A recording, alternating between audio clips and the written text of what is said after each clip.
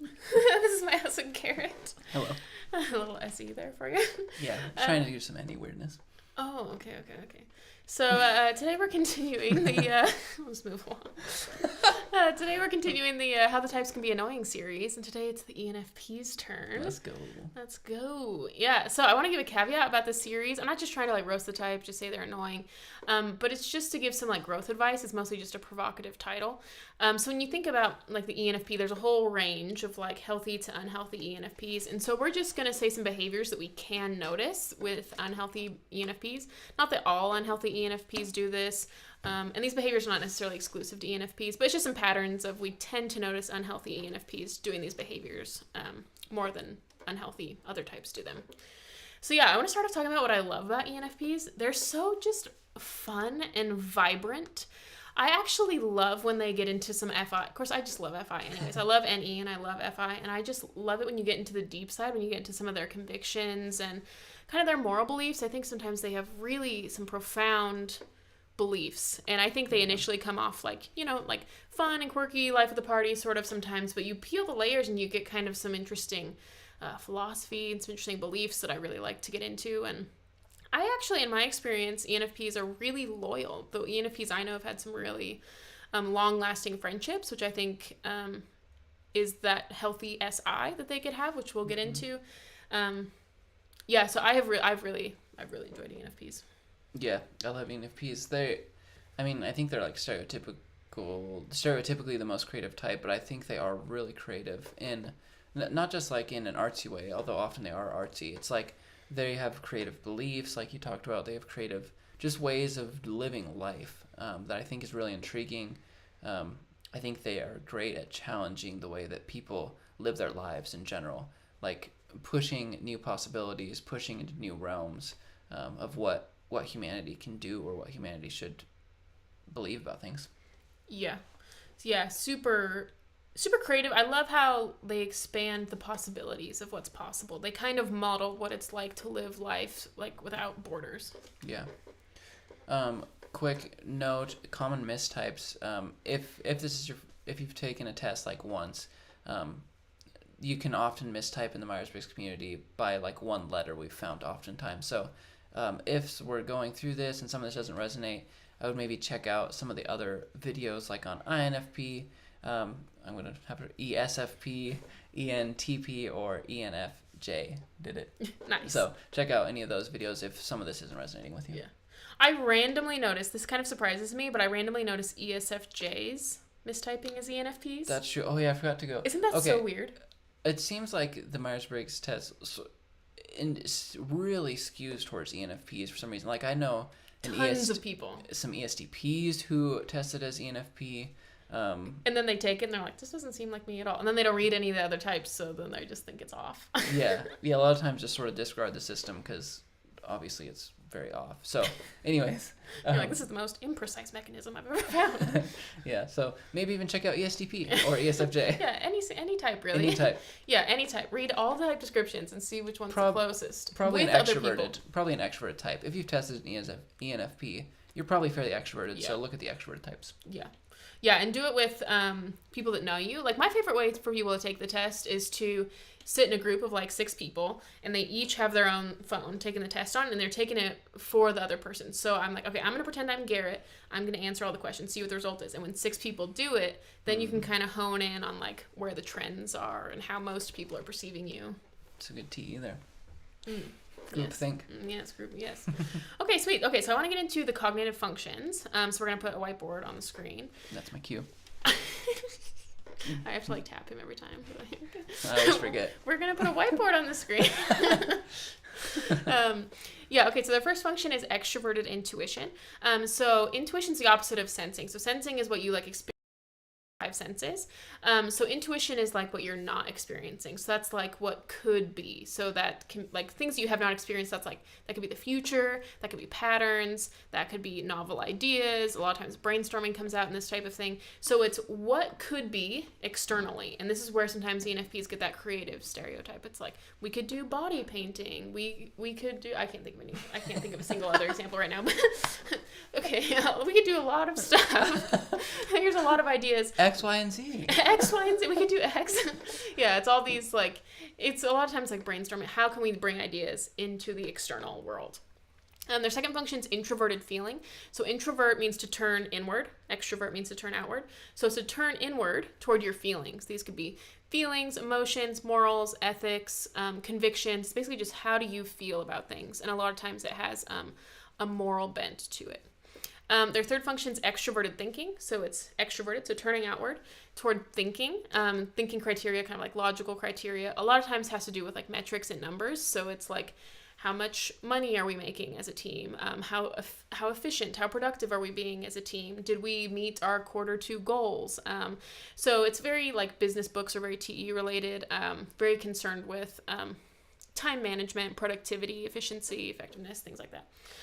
Their fourth function is introverted sensing. So it's to turn inward and process.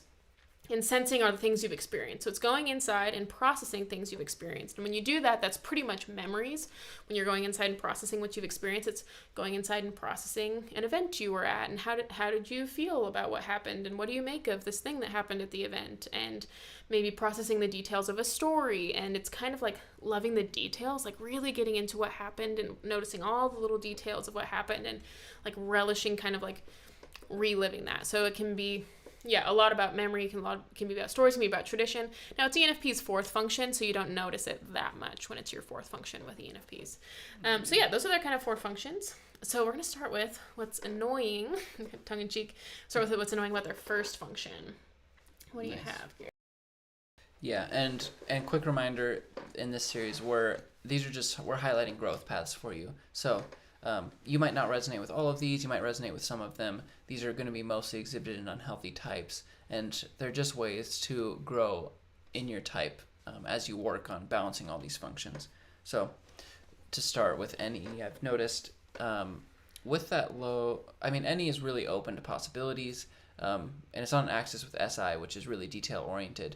I think they can miss little details and be almost like scatterbrained, like they're, because of this possibilities and exploring everything, they can forget little details and miss major things like that.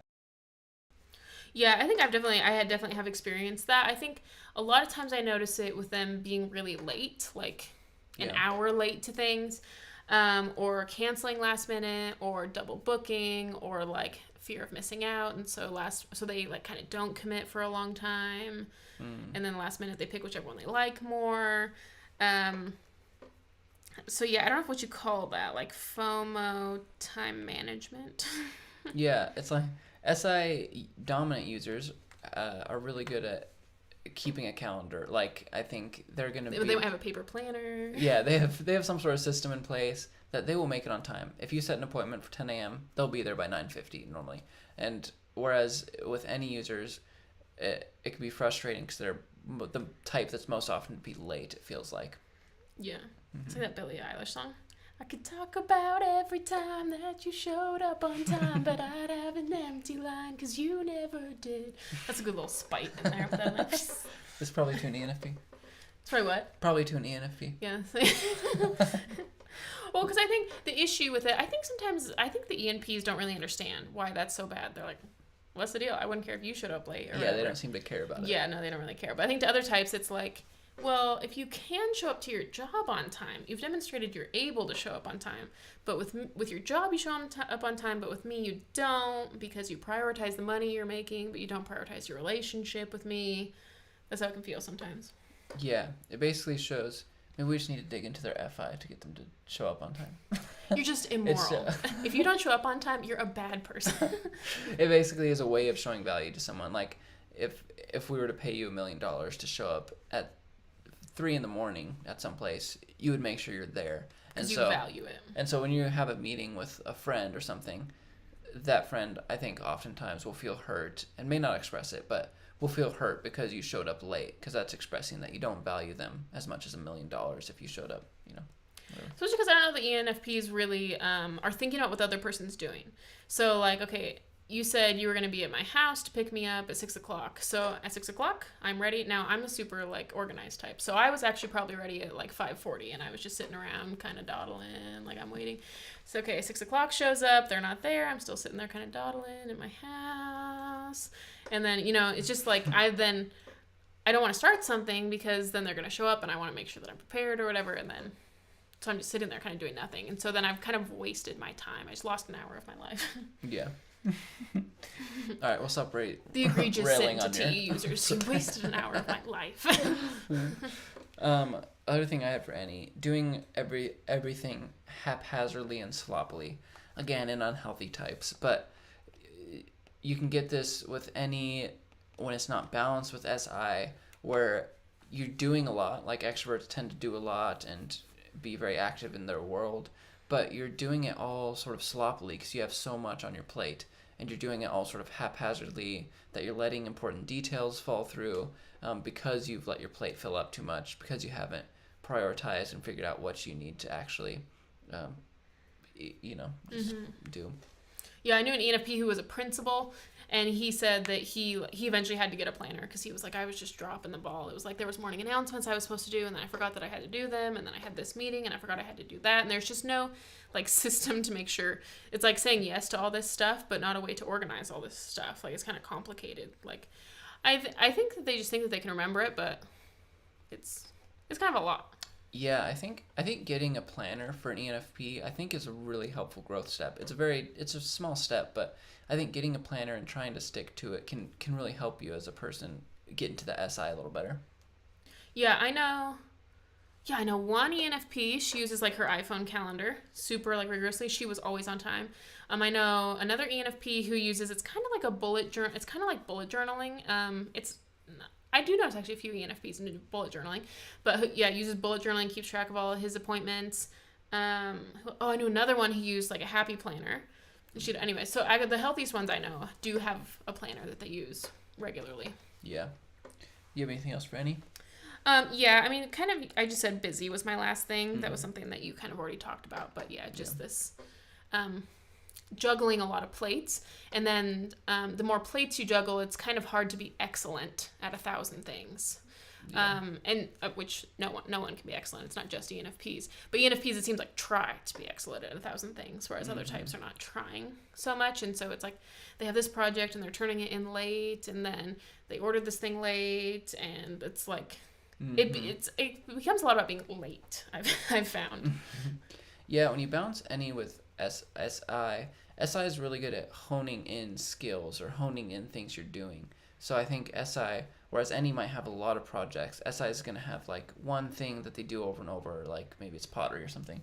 Like, so if you struggle with too many plates, like you were talking about, juggling too many plates, I think developing SI is figuring out which of these, serve you best in your life and sticking to those and doing those really well and detail oriented and, doing a better job at those things. Yeah, I think introverted sensing is a good point. Like introverted sensing, so it's going in inward and processing the experiences you've had. So if you show up late, then if you used SI, you're going to go inward and process and be like, what do I think? What do I think about that I was late? Why do I think I was late? How do I feel about that?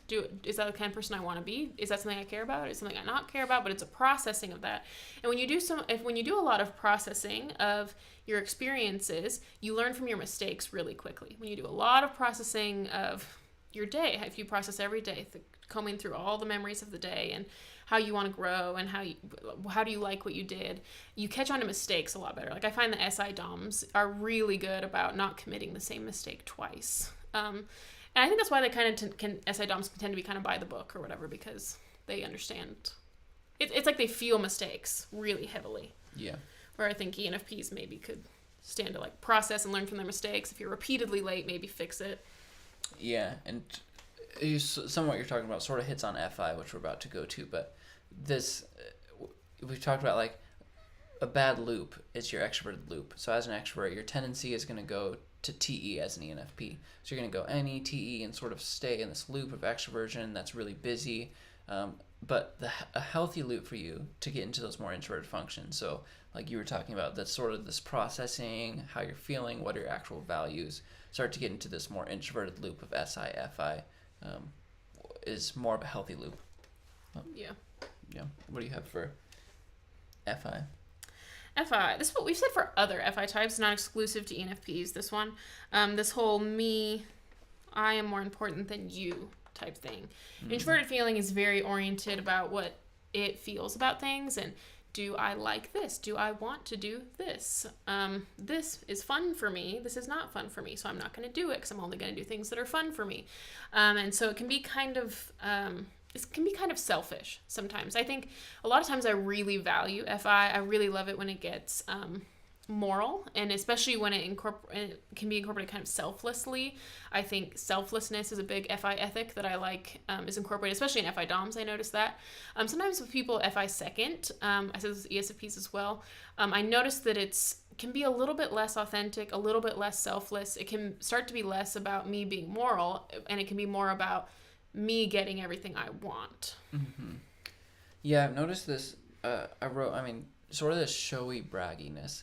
So it's like FIs, it's enough FI that you want to be seen as authentic. You want to be seen as genuine and an authentic person, but you're using it in a T way where you're like, I'm going to make sure people understand that I'm authentic and that I'm legit. I'm a great person. And so I've noticed it can be showy, braggy, and it's sort of using that TE as an excuse, like using your TE while not using your FI, but touting your FI. I don't know. That makes sense. Yeah, something that I know about TE, something that can be annoying about TE is this resume. When you talk to sometimes a TE DOM, I worked on this project yesterday, and I did this project, and I did this. And sometimes you can just get this run through of all the tasks that they've completed, sometimes with TE users. And so you can get that sometimes with the ENFPs. They're running through all the authentic things they've done. I can't think of someone actually doing this, but they might be like, oh yeah, and I helped at a soup kitchen today, and I helped at the homeless shelter. I don't know. I wouldn't. After praying 5 hours. Yeah, that's really exaggerated. That's not realistic at all. But it's talking like that. The resume is a list of all these authentic moral things. Yeah. As opposed to projects, even though it can be. I do get that with the ENFPs as well, running through their list of projects. Yeah. Yeah, and then I can get sometimes it's kind of less often, but you can kind of get a whiny vibe. I want to call this virtue signaling. That's what I'm kind of calling that. You get this virtue signaling from FI second. You also get kind of this whininess, FI anywhere. Sometimes you can get kind of this whininess. Yeah. Yeah. Yeah, kind of sensitive. It seems like, I think that ENFPs actually can be kind of sensitive and get their feelings hurt kind of easily. Which that's not a bad thing. Yeah. Mm-hmm. Yeah, I don't have anything else for FI. Yeah. Yeah, I think it's important to, like, in FI to make it less about selfishness and make it more about how do I want to serve other people? What do I want my one creative thing that's going to serve other people? What do I want that to be? And hone in and really hone it in. It's not that you have to, like, forsake all these other things. You can still do other things, but to focus on what's the one big thing? What's the one big thing that motivates you? Yeah, that's good. A lot of extrovert types can tend to be busy, and we've talked about a lot with the ENFP, just because that's going to be one of the main things that they struggle with. FI understands like what it desires, what it wants. So if you haven't thought through what you want, really what you ultimately value and prioritize, then you're going to do a lot of things without that don't serve you long term. So you're going to end up a while from now realizing that you're burnt out and you're unhappy with your life because you haven't served your FI enough. So you need to take time to process, why are you doing what you're doing? And I'm sure if you're really extroverted, if you feel like you're an ENFP that has too many plates juggling, you're doing too much. So you need to slow down and drop some of those things. Use your FI to dig through which of those things are most important to you. You can't do everything, so choose some to do well. Yeah, I think extroverted thinking is focused on what things are externally valuable, what resources are externally valuable. This could be money, social media metrics, how many projects you're on, how many creative things you've done, just, external markers of logical value, I suppose. Mm-hmm. And it's about getting away from those things. Not that those things are bad, but a primary focus on those things are bad, I think, and getting more into what is internally valuable to you. Not... Yeah, pretty much, everyone externally is like, oh yeah, money's helpful and valuable. But what are the things that you distinctly, you as an individual think are valuable that not everyone thinks are valuable? What moral convictions do you have? Yeah. Okay, extrovert thinking. TE. I've put this for all the TE, like second, third users so far, but sort of this bossy without authority. Especially in the third place, I think TE can come off really bossy, like telling people what to do, but it's fairly obviously not like as authoritative. Like if a TE dom, like an ENTJ or ESTJ, tells me something, I'm like, oh yeah, I'll do it. they have like an authority behind it, like, but there's like this bossiness that's sort of nitpicky instead of. I think TE doms are better at empowering, sort of. So it's sort of the opposite of empowering in a way, like nitpicking. Yeah, I actually, this was an ESFP, this was not with an ENFP, but there was kind of like a roommate situation or whatever, and she would get kind of passive aggressive, like telling other people to do stuff. It can come off more like passive aggressive than just authoritative sometimes.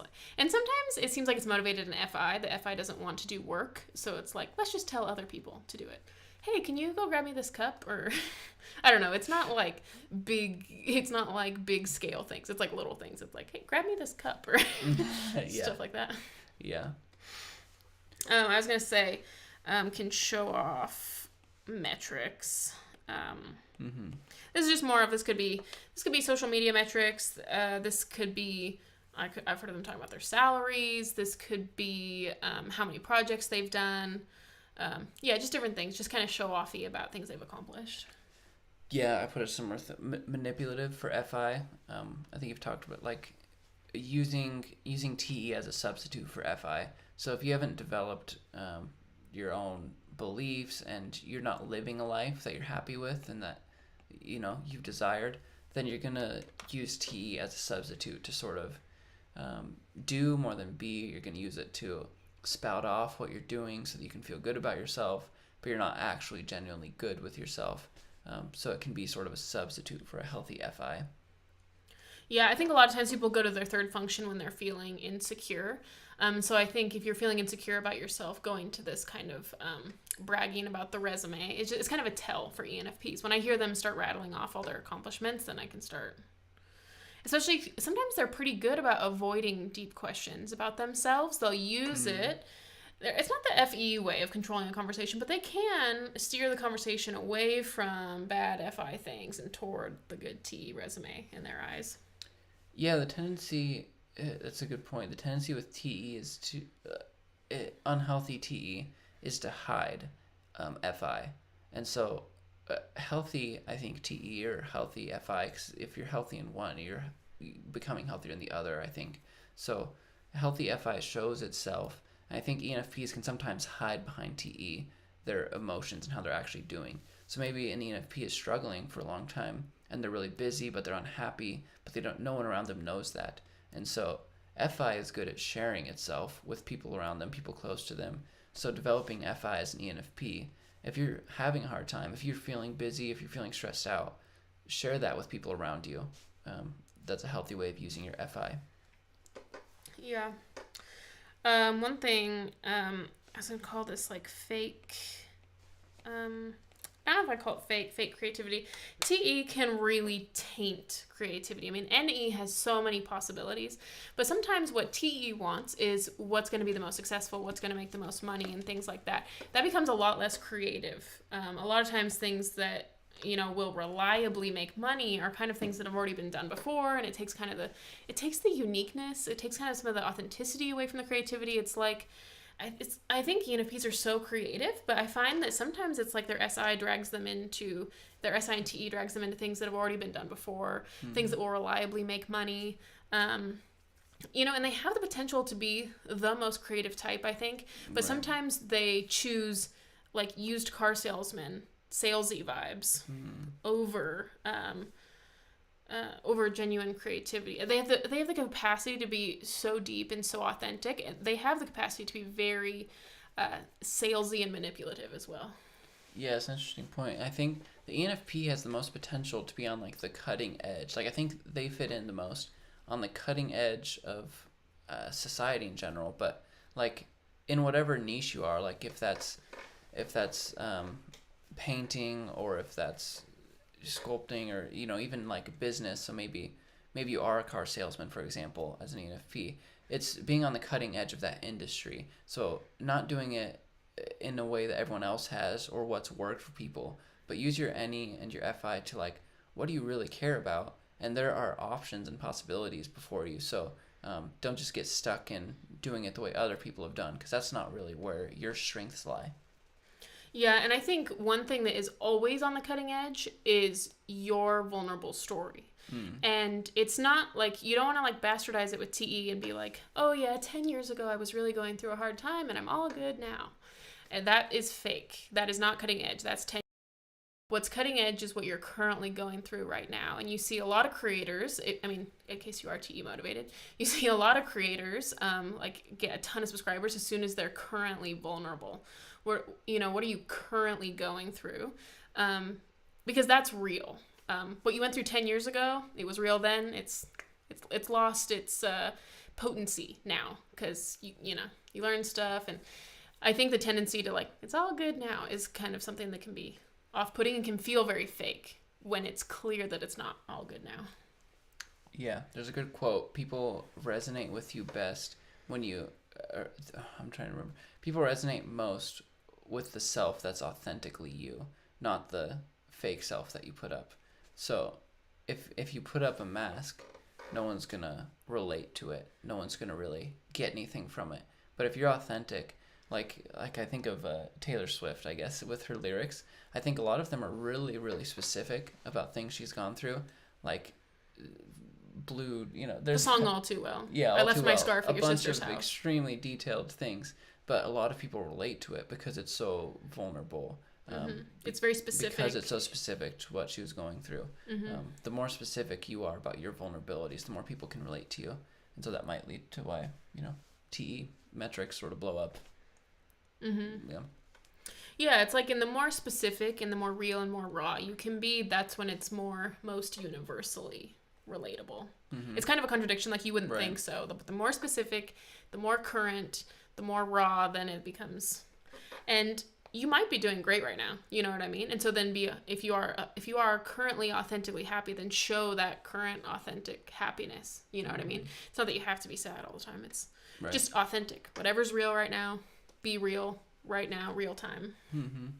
Yeah. The thing, I think, one thing that I would mention is like when I'm around any unhealthy TE user, and any unhealthy TE user starts telling me their resume, I start feeling like bad about myself, and I'm like insecure, and I'm like, wow, they did all this stuff, and I start feeling like smaller and smaller and smaller and smaller and smaller. And what I've realized over time, what it is what you have, you subconsciously give away. So you might be feeling insecure, so you feel this need to blab about the resume, and that other people start feeling that. And it's kind of a subconscious thing. You don't intend to, but it's just the vibe gets transferred. And so I think it's an attempt to make yourself feel more valuable. The more I tell people the stuff I've done, the more valuable. Because our society, let's be real, our society is very oriented around what have you produced and what are you working on. So I think it's unfortunate for ENFPs because our society is super TE oriented. How productive are you? So I think it'd be hard for ENFPs to not be in a loop. But just to realize that actually the more authentic you can be, then other people open up. You open up, then other people open up to you. And I think in the sense that's how you like have career success, is by being open in yourself, and then other people relate to that. Yeah. And will feel better about themselves, so they'll want to be around you more. That's good.